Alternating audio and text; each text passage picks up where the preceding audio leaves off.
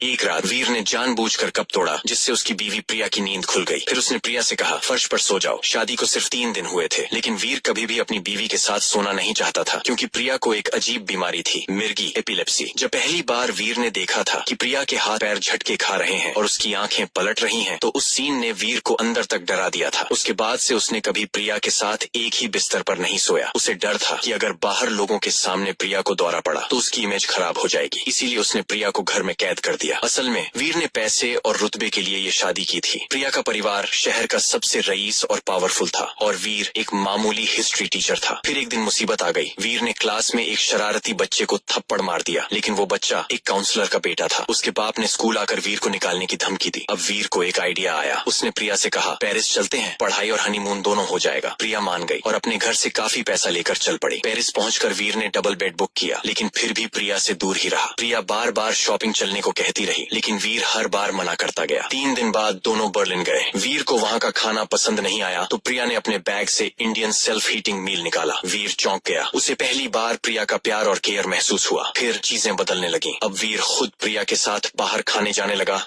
Dance करने लगा और जब कोई आदमी प्रिया को घूरता तो उसे थोड़ा जलन भी होती। एक बार जब किसी बार की लड़की ने वीर को फ्लर्ट किया तो उसने पहली बार अपनी वेडिंग रिंग दिखा दी। प्रिया को पब्लिकली अपनाया। ट्रिप के दौरान वो ऑनलाइन क्लास भी ले रहा था ताकि अपनी टीचर वाली इमेज भी सुधार सके। फिर एक दिन प्रिया को अचानक दौरा पड़ा, लेकिन इस बार वीर डरा नहीं। उसने प्रिया को गोद में उठाया और सीधे हॉस्पिटल ले गया। वो उसे पूरी तरह अपना चुका था। जब दोनों इंडिया लौटे तो हाथों में हाथ डाले घर लौटे। अब वो वाकई एक अलग न टूटने वाला कपल बन चुके थे। अगले दिन वीर ने स्कूल में जाकर खुद से रिजाइन कर दिया। उसे अपनी पुरानी गलतियां समझ आ चुकी थीं। अब वो प्रिया के साथ एक नई जिंदगी शुरू करना चाहता था, कहीं और, एक नया स्कूल, लेकिन इस बार एक सच्चे पति के तौर पर।